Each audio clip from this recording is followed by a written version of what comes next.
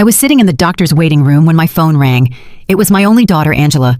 Her voice sounded strange, almost cold, as she said, "Mom, we're going on a trip to Europe tomorrow. I already sold your beach house and your car. We needed the money. Bye." And she hung up, just like that. 45 years raising her, sacrificing for her, and she discarded me like garbage. But I took a deep breath and smiled, because there was something my dear daughter didn't know. My name is Antonia Brooks. I'm 71 years old, and until that moment, I thought I knew my daughter. I had become a widow 6 months ago. My husband, Robert, had passed away from a heart attack while we were eating breakfast, just as we had done every morning for 45 years. That morning, he had served me coffee with cream and toast. As always, he had kissed my forehead and said, "Good morning, my love." Those were his last words. Since then, Angela had been more present in my life, or so I believed. She came to visit 3 times a week. She helped me with the funeral arrangements and accompanied me to the grocery store. She even suggested I see a doctor for a general checkup. "Mom, you need to take better care of yourself now that you're alone," she'd say with that smile I thought was love, but now I understood was for convenience. The beach house had been our sanctuary for years. Robert and I bought it when Angela was 15, with a lot of hard work and sacrifice. Every summer we'd go there, building memories, celebrating birthdays and Christmases. Angela would bring her boyfriends, and later her husband Edward. I would cook for everyone, clean, and do the laundry. It was our family tradition. I never thought she'd see it as just money. And the car, that old Ford pickup truck Robert cared for like his own child. He'd wash it every Sunday, change the oil religiously, and always park it in the same spot under the shade of the tree. Angela knew what that truck meant to me. It was the last thing I had left of him. His scent still lingered on the seats. When she hung up, I stayed there on that uncomfortable green plastic chair, surrounded by other sick people, and for the first time in months, I didn't cry. Something strange happened inside me. A calm I hadn't felt since Robert's death. Because in that moment, I remembered something I had completely forgotten. 3 days before he died, Robert had handed me a manila envelope. "Antonia, put this in the drawer of your dresser. If something happens to me, open it after a while, but only when you feel ready." I had put it away without much thought. After the funeral, with so much grief and so many arrangements, I simply forgot. But there it was, waiting for me at home. The nurse called me to go into the office. The doctor examined me and said I was in good health for my age, that I just needed to rest more and eat better. I nodded and smiled, but my mind was elsewhere. I was thinking about that envelope, about the coldness in Angela's voice, and how Edward was probably behind all of it. He had never liked me. He always saw me as a nuisance. I left the office and walked slowly to the bus stop. I no longer had a car, according to Angela, but as I waited, I couldn't help but smile. There was something poetic about all of this. My daughter thought she had left me with nothing, but what she didn't know was that Robert, my dear Robert, had always been a man who planned ahead. The bus arrived, and I sat by the window. I watched the city go by. The houses, the stores, people rushing everywhere, all with their own tragedies, their own secrets. I had my own too, and I was about to discover them. When I got home, I went straight to my room.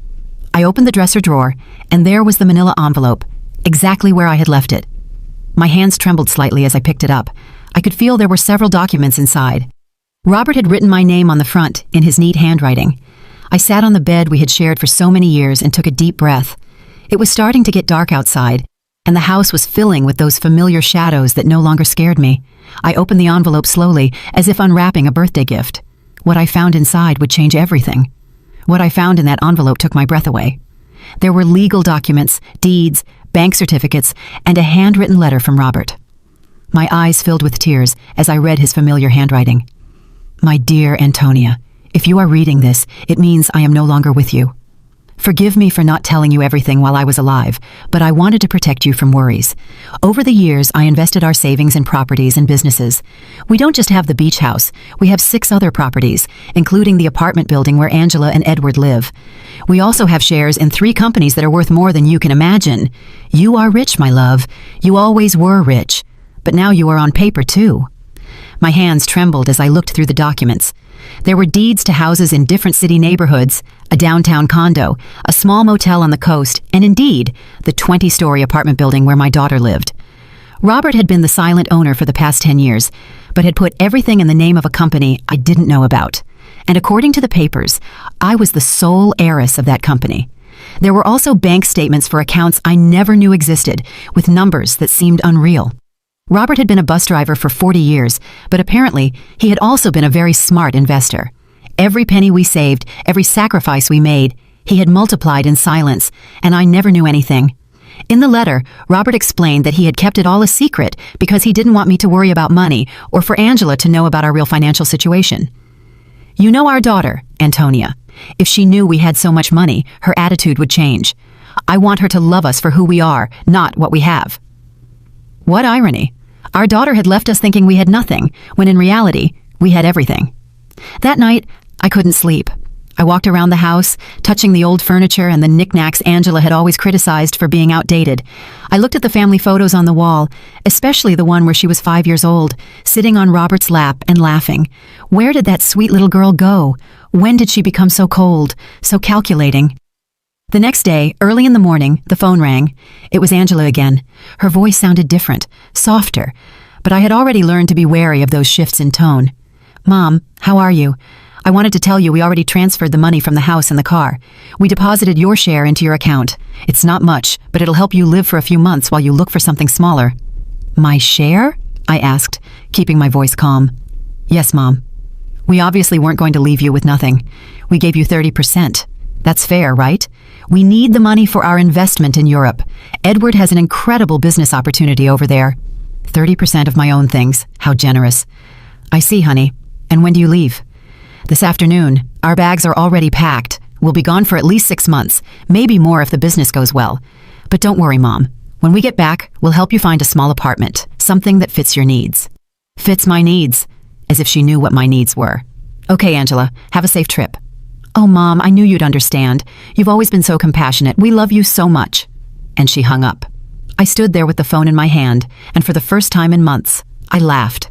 I laughed like I hadn't since Robert died. The situation was so absurd, it was comical.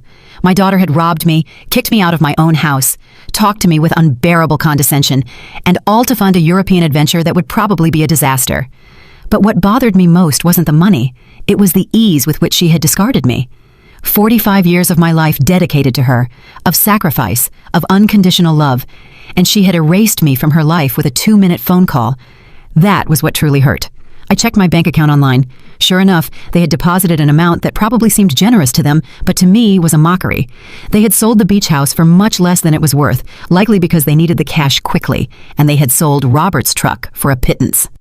That afternoon, from my window, I watched Angela and Edward load their suitcases into a cab. He was carrying 2 huge suitcases. She had a very expensive-looking carry-on bag. I watched them laugh, kiss, and make plans. They looked like 2 teenagers excited for an adventure. They never looked toward my window, never said goodbye. When the cab drove away, I sat in the kitchen with a cup of tea and Robert's documents spread out on the table. I had to make some decisions.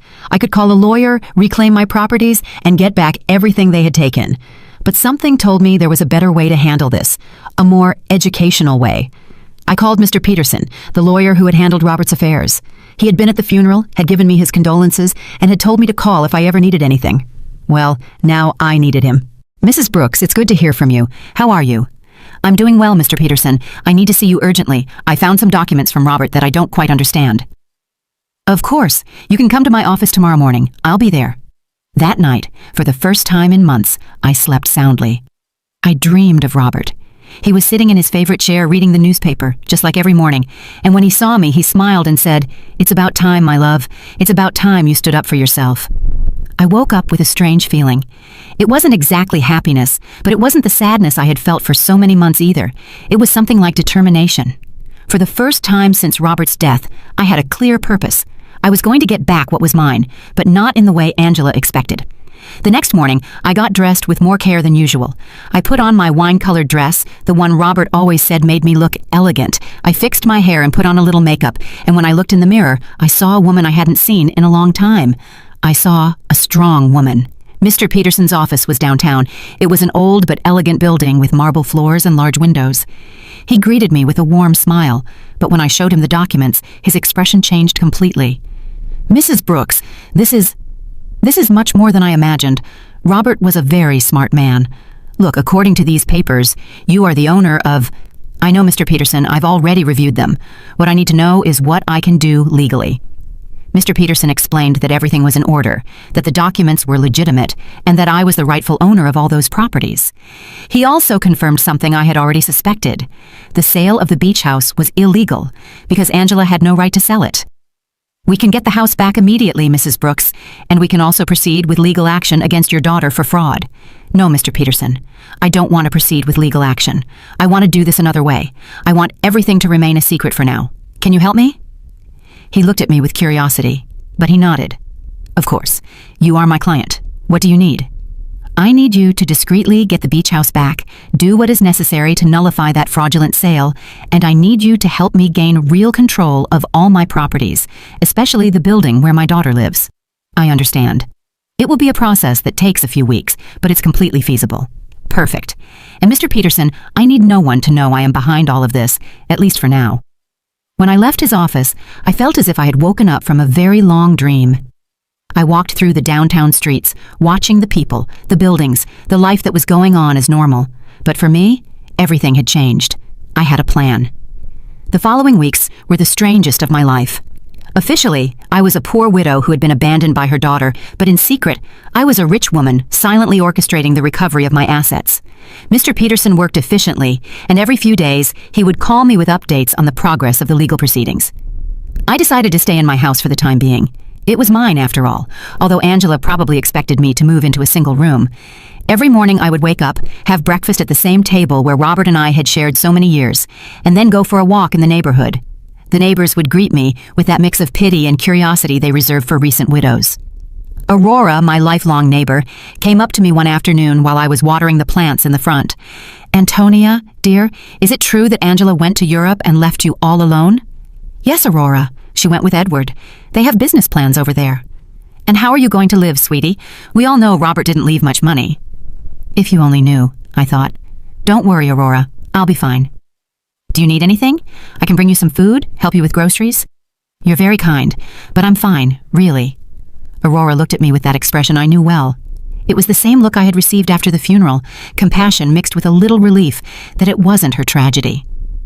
"Well, you know where to find me if you need anything." These conversations were constantly repeated. The butcher, the baker, the lady at the corner store, everyone spoke to me with that soft tone they use with the unfortunate, and I would nod, smile, and thank them for their concern, but inside, a part of me enjoyed this performance. It was like living a double life. Mr. Peterson called me one Wednesday morning. "Mrs. Brooks, I have good news. I was able to nullify the sale of the beach house. The buyers didn't know the sale was fraudulent, so they got their money back without any problems. The house is yours again." "Excellent, Mr. Peterson. And the building where Angela lives?" "That one is more complicated. Technically, you've always been the owner through the company, but we need to make some administrative changes so that you have direct control. That should take another 2 weeks." "Perfect. Keep me informed." After hanging up, I sat in the kitchen with my coffee and thought about Angela. She had been in Europe for 3 weeks, and I hadn't heard anything from her. Not a call, not a message, not even a postcard. To her, I had ceased to exist the moment she got the money she needed, but I knew that was going to change soon. I decided to visit the beach house. I took the bus to the coast, the same route Robert and I had taken hundreds of times. The house was exactly as I remembered it, small, painted cream-colored, with a porch overlooking the ocean. The new owners had put some potted plants on the steps, but other than that, everything was the same. I sat on the curb across the street and looked at it for an hour. I remembered summer afternoons when Angela was little, running on the beach and building sandcastles, Robert grilling fish on the barbecue while I made salads in the kitchen, Angela bringing friends, then boyfriends, then Edward, all those happy moments that she had reduced to a simple commercial transaction. An older gentleman came out of the house and saw me sitting there. He approached me with curiosity. "Are you okay, ma'am?" "Yes, thank you. I'm just remembering. I knew the former owners." "Yes, I knew them very well. What a shame about what happened. They told us the elderly lady was very sick and needed to sell fast. We thought it was a steal, but it turns out the sale wasn't legal. We had to give the house back." "Did you know them personally?" "No. We did everything through intermediaries, but they told us the daughter was handling everything because the mother couldn't." What a sad situation. If you only knew how sad it really was, I thought. "Well, I'm glad you didn't lose your money." "Yes, luckily everything worked out well, although now we have to look for another house. We liked this one a lot." I left there with a heavy heart. It wasn't just the money that hurt. It was the ease with which Angela had lied about me. She had made up a story about my illness. She had used my supposed vulnerability to justify her actions. To her, I wasn't a person with feelings, but an obstacle that had to be removed. That night, I called Mr. Peterson again. "Mr. Peterson, I need you to help me with something else. I want to get Robert's truck back too." That will be more difficult, Mrs. Brooks. The truck was in your name, but your daughter had a power of attorney that allowed her to sell it. How is that possible? Apparently, you signed that power of attorney a few months ago, after your husband's death. Don't you remember? There it was, the moment Angela had started planning all of this. I vaguely remembered signing some papers she had brought to me, telling me they were to facilitate the funeral and inheritance arrangements. I had been so confused by grief that I signed without reading. How naive I had been. I understand, Mr. Peterson. Is there any way to get it back? We can try, but it will be more complicated. We would need to prove that you signed that power of attorney under deception or coercion. Let's do it. I want to get back everything they took from me. Over the next few weeks, I developed a strange routine. In the mornings, I was the poor widow everyone knew. I would go out to buy necessities, talk to the neighbors, and keep up appearances. But in the afternoons, I became a businesswoman. I would study Robert's documents, talk to Mr. Peterson, and plan my next move. I learned things about finance I never thought I would need to know. I discovered that Robert had been much smarter than I thought. Every one of his investments had been carefully calculated. The building where Angela lived, for example, wasn't just profitable from rent. It was in an area that was rapidly appreciating. I also discovered that Edward, Angela's husband, had a lot of debt. He had taken out loans using the apartment they lived in as collateral, not knowing he wasn't the real owner. When the banks figured this out, he was going to be in serious trouble. Mr. Peterson called me one Friday with important news. Mrs. Brooks, we've finished all the paperwork. You now have total control of all your properties. I also got Robert's truck back. The buyer turned out to be an acquaintance of mine, and when I explained the situation, he agreed to return it in exchange for a small compensation. Excellent work, Mr. Peterson. Now I need you to help me with one more thing. I want you to send a letter to my daughter. What kind of letter? An eviction notice. There was silence on the other end of the line. Mrs. Brooks, are you sure you want to do this? Completely sure. She decided I wasn't important in her life. Now she's going to find out how important I really am. I understand. Do you want me to send it to Europe? No, I want you to give it to her when she gets back. I have a feeling it's going to be very soon. I wasn't wrong. That same afternoon, Aurora came running to my house with fresh neighborhood news. Antonia, did you know that Edward is in trouble with the bank? My brother-in-law who works there told me they're investigating some loans he took out using the apartment they live in as collateral, but it turns out the apartment isn't his. Really? Yes. And it seems Angela didn't know anything.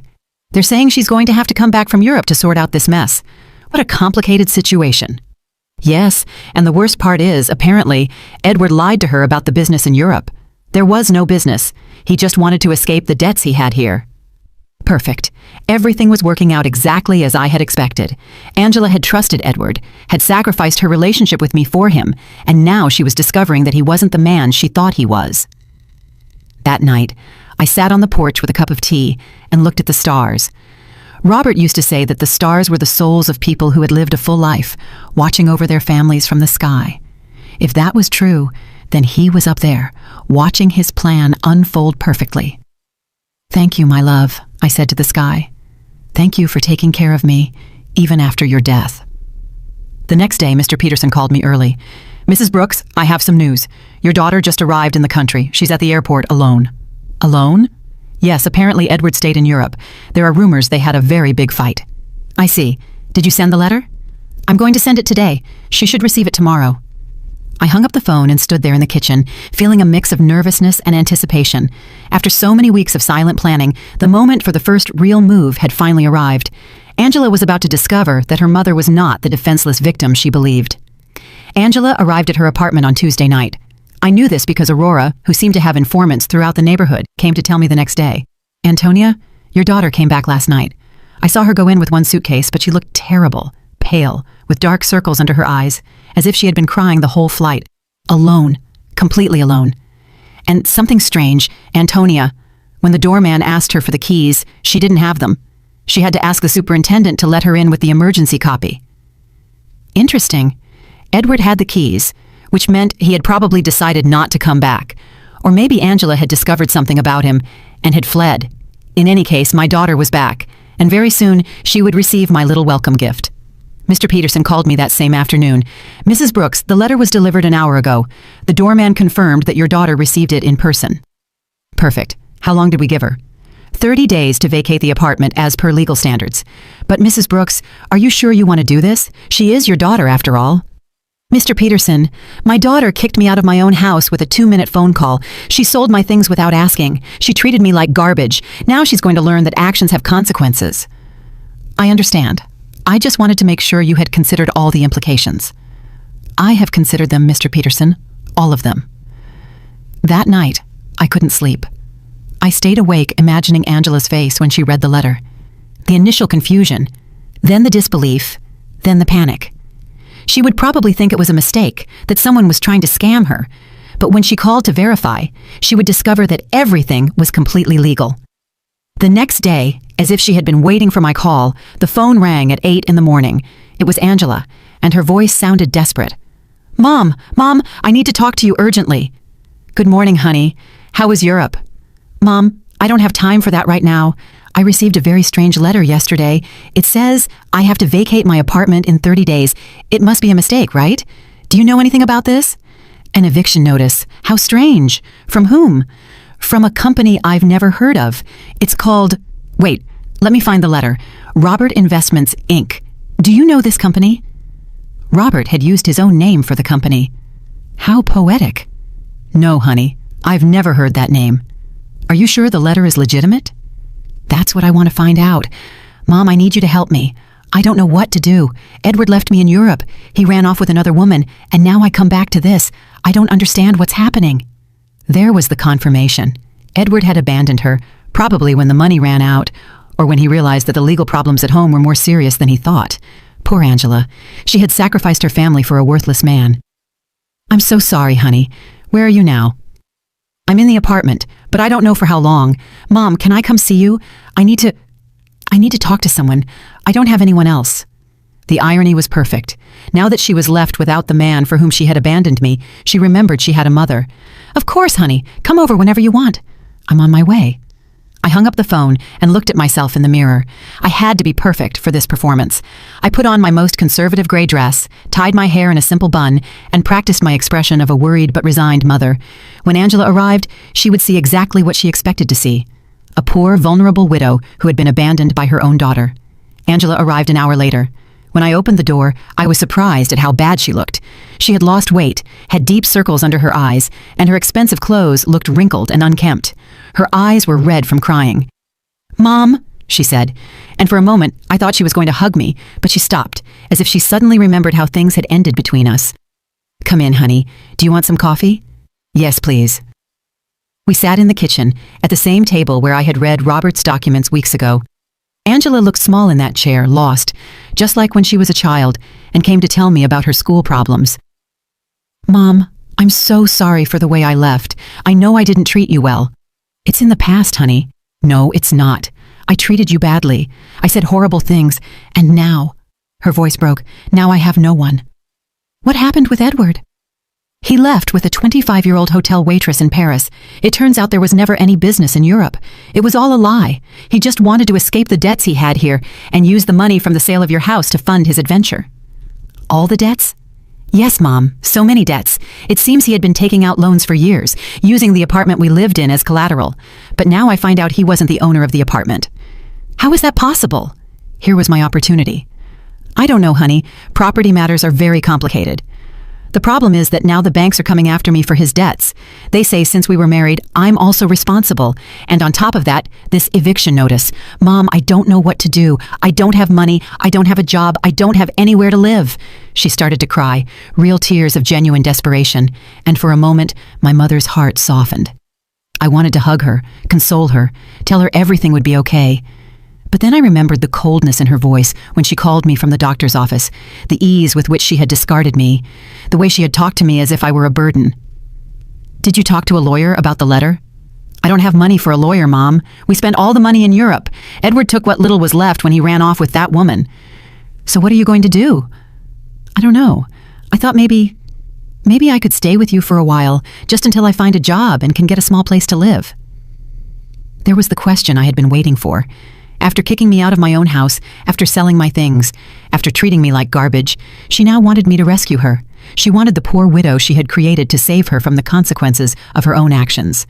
Of course, honey, this will always be your home. Angela looked at me with surprise, as if she hadn't expected it to be so easy. Really, Mom, after everything that happened? You are my daughter, Angela. That will never change." She got up and this time she hugged me. It was a desperate hug from someone drowning and clinging to the only thing they can find. I hugged her back too, but not with the unconditional love from before. Now there was calculation in my embrace. Strategy. "Thank you, Mom. I promise I'll find a job soon. I won't be a burden." "Don't worry about that now. Rest, recover, and then we'll see what your options are." Angela left that afternoon to get some things from her apartment. I stayed in the kitchen, thinking about how easy it had been. She had come to me exactly as I had planned, broken, desperate, with no options, and best of all, she suspected nothing. To her, I was still the poor, abandoned mother who needed her compassion. But this was only the first part of my plan. Having her live with me would give me the perfect opportunity for the next phase. I was going to let her settle in, feel safe, and believe she had found a refuge in my house. And then, when she least expected it, I was going to teach her the difference between being poor by choice and being poor by consequence. That night, I called Mr. Peterson. "Mr. Peterson, I need you to do something else for me." "Tell me, Mrs. Brooks." "I want you to investigate Edward's debts. I want to know exactly how much he owes, to whom, and what legal options I have to separate them from my daughter. That will take time, but it's feasible." "Perfect. And Mr. Peterson, I want you to keep this an absolute secret. No one can know I am behind this investigation." "Of course, Mrs. Brooks. May I ask what your final plan is?" "My plan, Mr. Peterson, is very simple. I'm going to save my daughter, but first, she has to understand what it truly means to hit rock bottom." When I hung up, I poured myself a glass of the wine Robert had been saving for special occasions. It had been a long time since I'd had a special occasion like this one. The game had begun, and for the first time in months, I had all the good cards in my hand. Angela moved into my house the next day. She arrived with 2 suitcases and a cardboard box, all that was left of her previous life. I watched her unpack in her old room, the same one she had slept in during her teenage years, and I could see the humiliation in every one of her movements. She had gone from living in a luxury condo to taking refuge in her childhood bedroom. "Mom, I found this in the apartment," she said, showing me a manila envelope. "It was among Edward's things. It has your name on it." It was another one of Robert's envelopes. My heart sped up, but I kept my composure. "My name? How strange." "Yes, look." She showed me the envelope. Indeed, it had my name written on it in Robert's handwriting, but this envelope was different from the one I had found in my dresser. This one was smaller, newer. "Maybe Edward found it among Dad's things when he died and forgot to give it to me," Angela said. "It's possible. Can I see it?" I opened the envelope in her presence. Inside was a short letter and a small key. The letter said, "Antonia, if you are reading this after having received the main envelope, it means our daughter is going through a difficult time. This key opens a safety deposit box at the Central Bank, downtown branch. The number is 247. There is something there that can help you help her, but use it wisely. With eternal love, Robert." Angela read the letter over my shoulder. A safety deposit box? Dad had a safety deposit box? I had no idea. "I didn't either," I lied. "Your father never told me about this. Do you think we should go see what's in there?" "I don't know, honey. Maybe it's better to leave things as they are." "But Mom, maybe there's something important in there, documents, or I don't know, maybe something valuable that can help us." The desperation in her voice was palpable. Angela was clinging to any possibility of finding a way out of her situation, and I was going to let her cling a little longer before I showed her the complete reality. "Okay," I said after a calculated pause. "We can go tomorrow." That night, Angela and I had dinner together for the first time in months. She had cooked, trying to be useful, but the food tasted of guilt and desperation. She told me more details about what had happened in Europe, and each story was worse than the last. "Edward lied about everything, Mom, not just the business, but the debts, too. I thought he only owed a little bit of money, but it turns out he owes over $100,000. And the worst part is, he used my name for some of the loans without me knowing. How is that possible? He forged my signature. When I married him, I gave him some documents to handle the banking for our joint account. I never thought he'd use them for this. Do you have any way to prove you didn't know?" "I don't know. It's all so complicated. The banks say that since we were married, I'm responsible for all his debts anyway. And the divorce? I don't even know where Edward is now. He just disappeared. His phone is disconnected. He doesn't answer emails. Nothing. It's as if he vanished." Perfect. Edward had run away like the rat he had always been, leaving Angela to face the consequences of her actions alone. In a way, he had done me a favor. Now my daughter was experiencing exactly what I had felt when he abandoned me. Betrayal by someone she had completely trusted. "I'm so sorry, honey. I didn't know things were so bad." "I didn't either, Mom. I thought Edward loved me. that we were going to build something together, but it turns out I was just an easy way for him to get money and documents." Angela started to cry again. How could I have been so stupid? How did I not realize who he really was?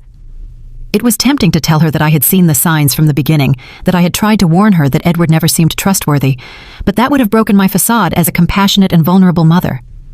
"Love can be blinding sometimes, honey. Don't blame yourself." "But Mom, I didn't just ruin my life. I ruined yours too. I treated you horribly. I took your house, your truck, your things, and all to give to a man who abandoned me at the first opportunity. Now we're two poor women trying to survive because of me." "It's in the past, Angela. We'll be okay." "No, it's not. Now we're both in trouble because of my mistakes. You lost everything Dad left you, and I lost my marriage and my future. We're two poor women trying to survive." If she only knew, I thought, that at this very moment, I had more money than she could possibly imagine, that I was the owner of the building where she lived, that I could solve all her problems with a single phone call. But it wasn't time yet. The next day, we went to the bank. Angela was nervous, hopeful. I maintained my act as a confused widow who didn't understand much about finance. The bank employee led us to the safety deposit boxes, verified my ID, and opened box number 247. Inside were jewels, many jewels, rings, necklaces, bracelets, earrings. I recognized some pieces as heirlooms from Robert's family. Others were completely new to me. There was also a letter explaining the origin of each piece and its approximate value. Angela gasped. "Mom, this must be worth a fortune." "You think so?" "Yes. Look at this emerald and this pearl necklace. Mom, Dad saved a treasure here." According to Robert's letter, the jewels were worth approximately $200,000. It was a significant amount, but it was nothing compared to the rest of my assets. It was like finding a few coins under the sofa when you have $1 million in the bank. "What do we do with this, Mom?" "I don't know, honey. They're family memories." "But Mom, we could sell some of the pieces. With this money, you could get your beach house back, and I could pay off some of Edward's debts." There it was again. Even when she found something valuable, Angela's first reaction was to think about how to use it to solve the problems Edward had created. She hadn't learned a thing yet. "Are you sure you want to use your father's inheritance to pay Edward's debts?" "What other option do I have, Mom? If I don't pay something soon, the banks are going to foreclose on everything I have, and technically, I don't own anything. Everything was in Edward's name." "Think carefully, honey. Once you sell these jewels, you won't be able to get them back." "I know. But what else can I do? I can't get a job with all these legal claims pending. No employer is going to want to hire someone with so many legal problems." We took the jewels home. Angela spread them out on the kitchen table and examined them one by one, calculating which ones she could sell and which she could keep. It was painful to watch her reduce decades of family history to numbers on a spreadsheet. "Mom, I think I can get $180,000 for the jewels," she said one afternoon, counting the bills on the kitchen table. "It's less than I expected, but it's enough to pay off the most urgent debts." "Are you sure you want to do this?" "I have no choice. If I don't pay something soon, they'll seize everything. Even this house could be at risk if they prove I have some kind of legal connection to the properties." How ironic the situation was. Angela was worried about losing a house that I owned, paying the debts of a man who had abandoned her with money from jewels that had belonged to the same man who had created the fortune that could save her. And how are you going to decide which debts to pay first? I talked to a free financial advisor at the bank. She told me to prioritize the debts that have real collateral, because those are the ones that can affect property or lead to immediate foreclosure. Angela had matured so much in these few weeks. The woman who had sold my things without consulting me was now carefully investigating every financial decision. The suffering had made her more responsible, but also more fragile. That night, while she was organizing the debt documents on the table, I received a call from Mr. Peterson. "Mrs. Brooks, I have a full report on Edward's debts. The situation is worse than I thought." "How much worse?" "He owes over $200,000 to several banks and also has debts with private lenders. What's more concerning is that he used falsified documents with your daughter's signature for some of these loans. That means Angela is legally responsible." "It's complicated. If we can prove she didn't know, we might be able to get her out of some of the debts. But it's going to be a long and expensive process." "How expensive?" "For a good lawyer specializing in these types of cases, probably $50,000, and there's no guarantee of success." "I understand. And what if she just pays the debts?" "If she has the money, that would be the fastest solution, but I doubt she has access to that amount." "Mr. Peterson, I want you to prepare all the necessary documents to get my daughter out of these debts, but don't tell her anything yet." "You're going to pay, Mrs. Brooks?" I'm going to do whatever is necessary to protect my daughter, but this has to be handled in a very specific way." When I hung up, I found Angela in the living room, looking at the jewels with a sad expression. She looked lost, like a child who had broken her favorite toy and didn't know how to fix it. "What are you thinking about, honey?" "About Dad. About how disappointed he would be in me if he could see what I did with my life." "Your father loved you very much, Angela. He would understand." "No, Mom. He taught me to be responsible, to value family, not to be selfish, and I did the exact opposite. I abandoned my mother for a man who turned out to be a liar. I sold my family's memories for money. I ruined everything he built." For the first time since she had returned, I heard a genuine regret in her voice. It wasn't just lamenting the consequences of her actions, but a true acknowledgement that she had done something morally wrong. People make mistakes, honey. The important thing is to learn from them. "But how do I learn from this, Mom? How do I fix the damage I've done?" There was the question I had been waiting for. Angela was finally ready to face the truth about her actions and their consequences, but it wasn't yet time to reveal my final card. First, I had to let her hit rock bottom completely. The next few days were crucial for my plan. Angela decided to sell most of the jewels, keeping only the engagement ring Robert had given me and a small necklace that had belonged to her grandmother. I watched her prepare to go to the jewelry stores, research prices, and negotiate with buyers. It was painful to watch her reduce decades of family history to commercial transactions, but it was necessary for her to understand the real weight of her decisions. "Mom, I got $180,000 for the jewels," she told me one afternoon, counting the bills on the kitchen table. "It's less than I expected, but it's enough to pay off the most urgent debts." "Are you sure you want to do this?" "I have no choice. If I don't pay something soon, they'll foreclose on everything. Even this house could be at risk if they prove I have some kind of legal connection to the properties." How ironic the situation was. Angela was worried about losing a house that I owned, paying the debts of a man who had abandoned her with money from jewels that had belonged to the same man who had created the fortune that could save her. "And how are you going to decide which debts to pay first?" I talked to a free financial advisor at the bank. She told me to prioritize the debts that have real collateral, because those are the ones that can affect property or lead to immediate foreclosure. Angela had matured so much in these few weeks. The woman who had sold my things without consulting me was now carefully investigating every financial decision. The suffering had made her more responsible, but also more fragile. That night, while she was organizing the debt documents on the table, I received a call from Mr. Peterson. "Mrs. Brooks, I have important news. We managed to locate Edward." "Where is he?" "In Paris, just as your daughter suspected. But here's the interesting part. He's trying to get French residency through a fake marriage with that young woman your daughter mentioned." "A fake marriage?" "Yes. Apparently the girl needs papers and he needs a way to stay in Europe without being deported. But the most important thing is that we found evidence that he deliberately falsified your daughter's documents with the intention of fleeing the country. That means Angela can get out of the debts." "With this evidence, yes. We can prove fraud and coercion. Your daughter won't have to pay anything for what Edward did behind her back." It was perfect. I had a way to save Angela from all her debts legally, without her suspecting that I had the money to do it. "Mr. Peterson, I want you to start the legal process immediately. Don't tell my daughter anything yet. I want the process to be completely finished before I tell her. I don't want to give her false hope." "Understood. This will take about 3 weeks, maybe a month." "Perfect." When I hung up, Angela looked at me with curiosity. "Who was that, Mom?" "A lady who was asking about Mrs. Davis, our neighbor on the corner. She had the wrong number." Lying had become easy.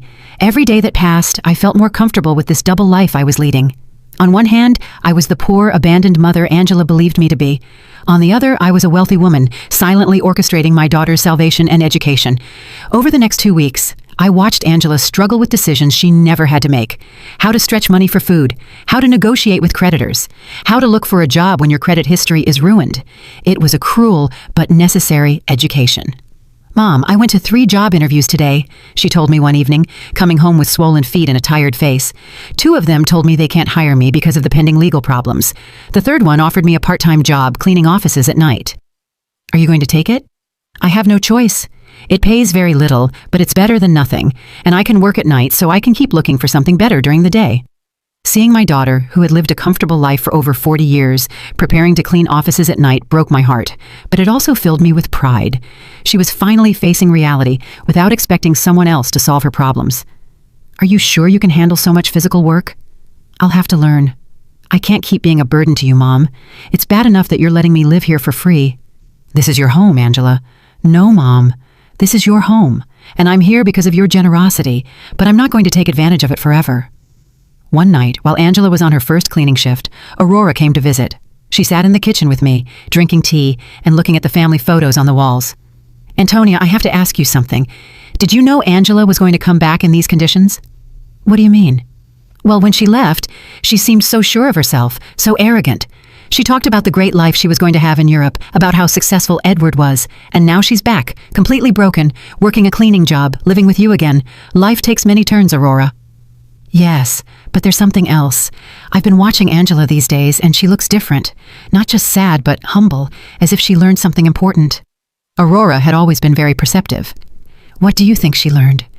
"I think she learned the value of the things she had taken for granted, like having a mother who loves her unconditionally." "Maybe, Aurora. Can I tell you something? When Angela left and treated you so badly, many of us thought you would never forgive her. But here you are, taking care of her again, giving her a home when she has nowhere to go. She's my daughter, Aurora." "Yes, but not every mother would do what you're doing, especially after being treated the way you were treated."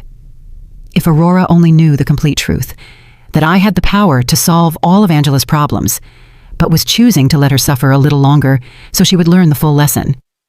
"Do you think I'm doing the right thing?" "I think you're doing what a good mother would do, but I also think Angela needs to fully understand what she lost when she abandoned you." "What do you mean?"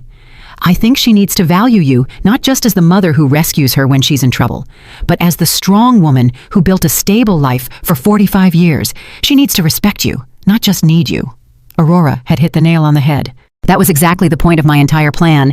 I didn't want Angela to come back to me out of desperation. I wanted her to come back out of genuine respect and mature love. And how do you think that can happen? I think it's already happening. I've seen her these past few days, Antonia. The way she talks to you now is completely different. She's no longer the daughter who gives you orders or treats you like a burden. Now she's a grown woman who is genuinely grateful to have a mother like you. That night, when Angela returned from her job, I saw her arrive tired, but with a new dignity. She had earned those few dollars with her own effort, and that meant something to her. "How was your first day?" "Hard, but not as bad as I thought. The other ladies who work there helped me a lot. One of them, Mrs. Johnson, taught me tricks to clean more efficiently." "Mrs. Johnson?" "Yes. She's 60 years old and has been cleaning offices for 20 years. She told me she started after her husband left her with 3 small children. She says it's not the job she dreamed of, but that it gave her independence and dignity." "She sounds like a wise woman." "She is. She said something that made me think a lot. She told me there are 2 types of people who end up doing this job. The ones who are there because they never had opportunities, and the ones who are there because they ruined the opportunities they did have. She asked me which group I was in." "And what did you tell her?" "I told her the truth, that I had all the opportunities in the world, a family that loved me, a stable home, an inheritance, and that I ruined it all by following a worthless man." "What did she say?" "She laughed and said, 'Well, honey, then at least you know exactly why you're here. That puts you 1 step ahead of most people.'" Angela poured herself a glass of water and sat with me at the table. "Mom, I want you to know something. These past few weeks have been the hardest of my life, but also the most important." "Why?" "Because I finally understand what really matters. It's not money. It's not living in the most luxurious apartment. It's not impressing people. It's having people who genuinely love you, who are there when everything falls apart." "Angela, no, let me finish. You have every right to hate me for what I did to you. I abandoned you when you needed me most. I took everything Dad left you. I treated you as if you were a nuisance. And now I'm here again, expecting you to forgive me and take care of me. I already forgave you, honey. But I haven't forgiven myself, and I won't until I prove that I've truly changed, that I've learned from my mistakes." Mr. Peterson called me the next morning. "Mrs. Brooks, I have excellent news. The legal process is almost complete. We can get your daughter out of all of Edward's debts." It was time. After weeks of watching Angela struggle, work, and reflect on her mistakes, the moment had finally arrived to show her that she had never been alone, that she had always had someone quietly watching over her. "Mr. Peterson, I want you to organize a meeting. It's time for my daughter to know the whole truth." Mr. Peterson arranged the meeting for Friday morning at his office. I told Angela that I had made an appointment with a lawyer who could help her with her legal problems, but I didn't explain the details. She agreed to come, although she was nervous about the cost of the consultation. "Mom, I don't have money to pay a lawyer. I barely have enough to cover basic expenses." Don't worry about that now, honey. Let's just hear what he has to say. We arrived at Mr. Peterson's office on time. Angela had dressed in her best clothes, which now looked a little big on her thinner body. She was nervous, wringing her hands, expecting another piece of bad news on her endless list of problems. Mr. Peterson greeted us with his usual professional smile. Miss Brooks, thank you for coming. Thank you for seeing us, Angela replied, although I should warn you that my financial situation is very complicated and I probably can't afford high fees. That's exactly what we're going to talk about, Mr. Peterson said, exchanging a look with me. But first, I need you to review these documents. Mr. Peterson handed Angela a thick folder. She opened it and began to read, her expression gradually changing from confusion to surprise. I don't understand. These documents say that Edward forged my signature, that there is evidence of fraud, that I am not responsible for the debts. That's right. We have been investigating your case for the past few weeks. We found enough evidence to prove that you were a victim of identity fraud. But how is that possible? Who paid for this investigation? I don't have money for this.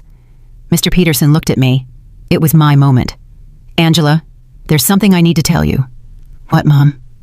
I took a deep breath. After weeks of acting, I was finally going to reveal the truth. Your father left me more than you knew, much more. What do you mean? Mr. Peterson, show her the other documents. Mr. Peterson took out a second folder and handed it to Angela.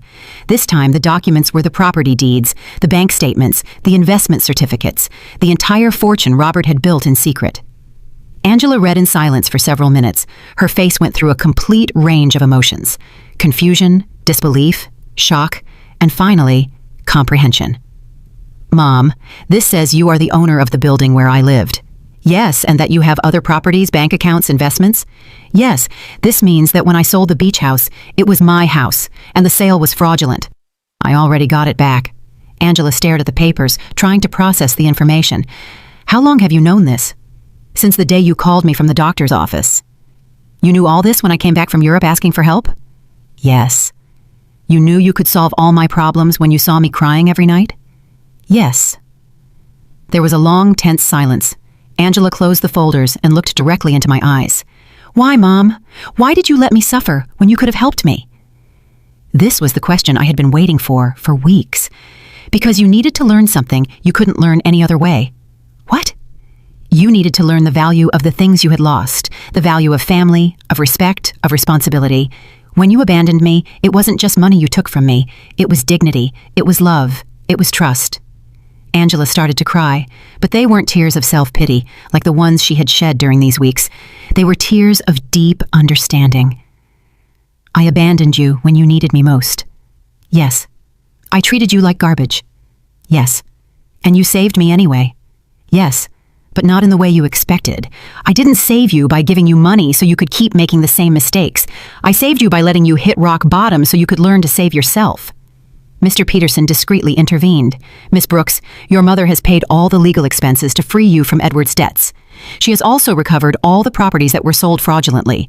You are completely free of legal problems. And the cleaning job I got? You can quit if you want, I said, but I hope you don't. Why? Because that job is teaching you something you never learned when everything was easy.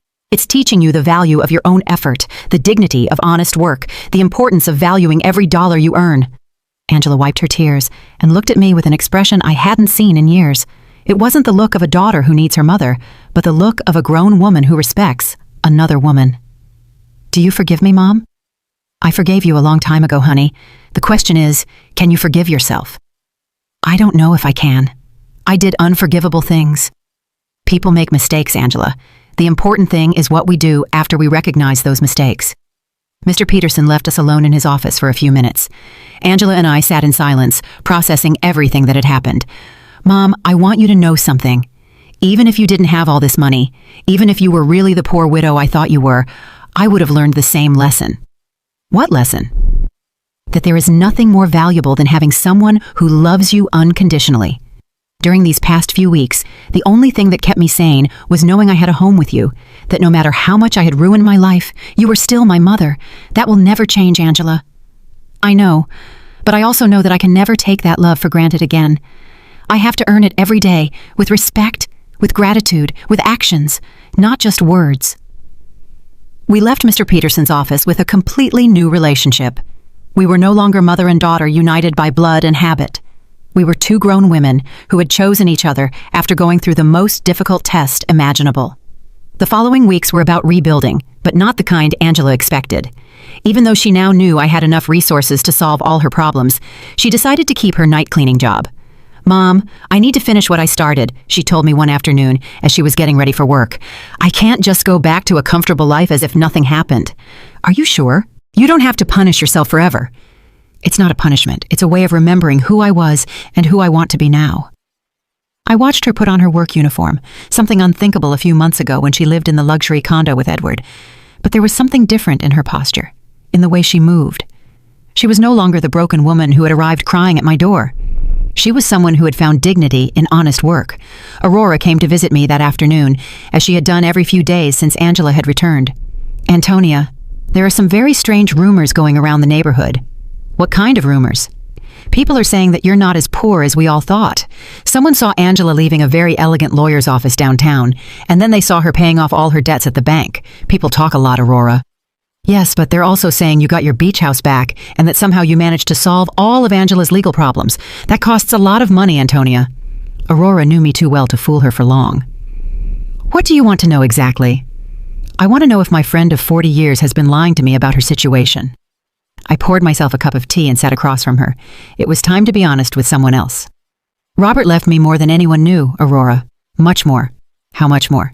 "Enough so that Angela and I never have to worry about money again."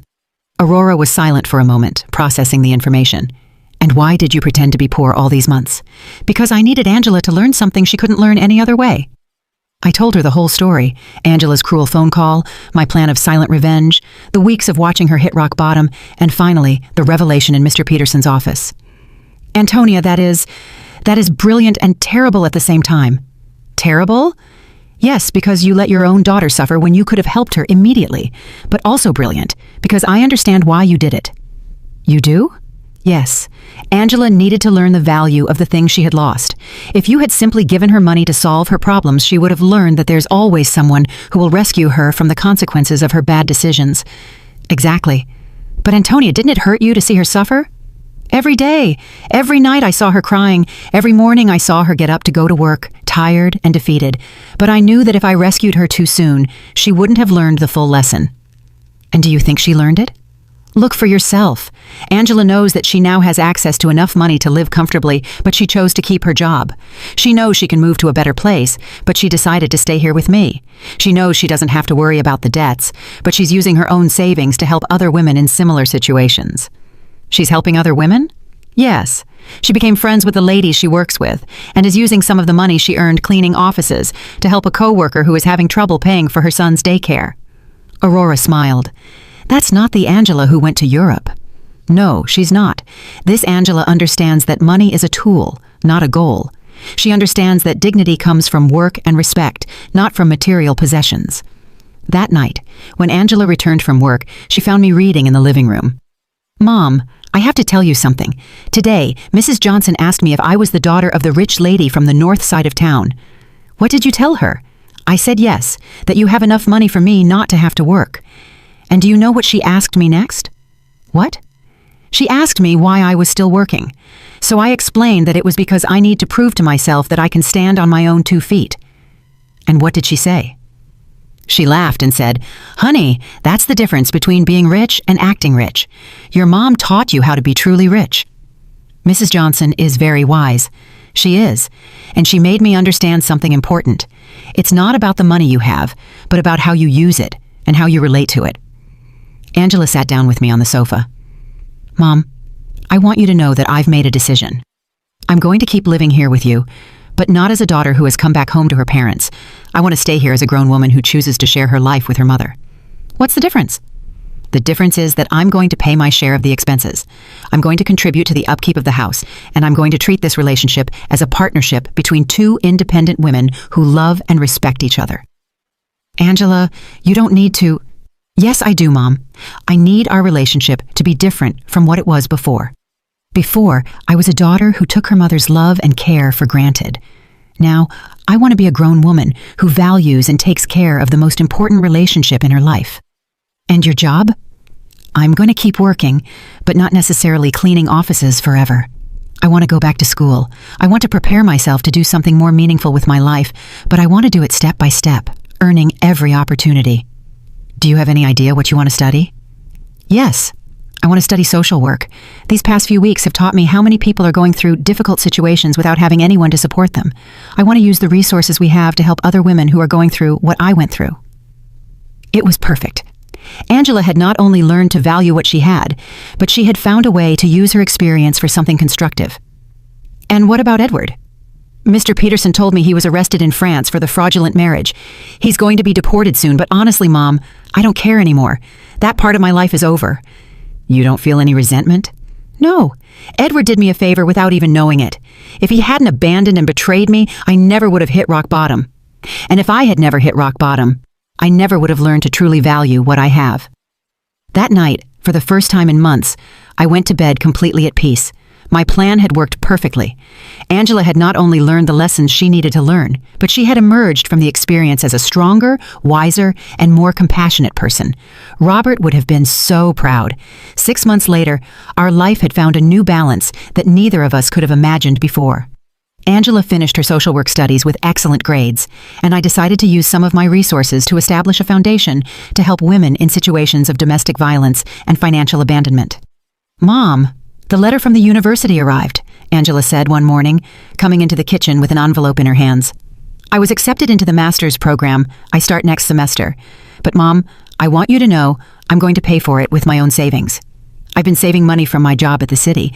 The salary isn't high, but she had learned to live with the essentials and to value every dollar she earned. Are you sure? We can easily afford the master's program. I know, but I need to do it on my own. It's part of who I am now. Aurora came to visit that afternoon, as she had done every Friday for the past few months. She had become a confidant to both of us, watching our transformation with fascination. Antonia, I have to confess something, she said, pouring herself a second cup of tea. At first, I thought you were very cruel to Angela. And what do you think now? Now I think you were the wisest mother I've ever known. Look at your daughter. Really look at her. It was true.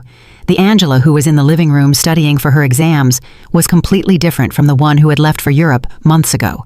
This Angela had a serenity that came from within, a confidence that was based on her own achievements, not on material possessions. Did you know I saw Angela at the grocery store yesterday, buying vegetables for a family she's helping through her job? She hadn't told me, and when I asked her why she was using her own money instead of the government budget, she told me that some things can't be measured in official budgets. That night, Angela and I had dinner on the porch, something that had become a tradition. It was our time to talk about the day, plan for the future, and simply enjoy each other's company. Mom, I received a very strange letter today, she said, cutting her salad. From whom? From Edward. My muscles tensed. Edward? He wrote to you? From where? From prison in France. Apparently he was sentenced to 2 years for marriage fraud. In the letter, he says he regrets everything he did and wants to ask for my forgiveness. And how do you feel about it? Honestly, I don't feel anything. No anger, no sadness, no desire for revenge. It's as if that part of my life happened decades ago, not months ago. Are you going to write back? No. Not because I hate him, but because there's nothing to say. That Angela who married him no longer exists. This Angela has nothing to talk to him about. I was impressed by the maturity in her voice. The woman sitting across from me had developed an inner strength that came from hitting rock bottom and getting up on her own. Do you know what this whole experience taught me, Mom? What? That true love isn't the one that tells you what you want to hear. True love is the one that teaches you what you need to learn, even when it hurts. It's a difficult lesson to learn, but it's a necessary one. Edward told me what I wanted to hear. He made me feel special. He convinced me that I deserved a life of luxury without effort. You taught me that true wealth comes from hard work, respect, and genuine relationships. That night, after Angela went to her room to study, I sat on the porch alone, looking at the stars and thinking about Robert. I had promised him I would take care of our daughter, and I finally felt I had fulfilled that promise in the right way. I hadn't taken care of her by giving her money when she needed it. I had taken care of her by teaching her to take care of herself. I hadn't saved her by solving her problems. I had saved her by allowing her to learn to solve them on her own. The next day was Sunday, and we had planned to visit the beach house together for the first time since I had gotten it back. Angela hadn't wanted to go before, saying she needed time to process everything that had happened. Are you ready? I asked her as we got into the truck. I think so. The trip was silent, but comfortable. When we arrived, Angela stood for a moment in the truck, looking at the house where we had spent so many family summers. It looks exactly the same, she said finally. Some things don't change, but others do. I am not the same person who sold this house.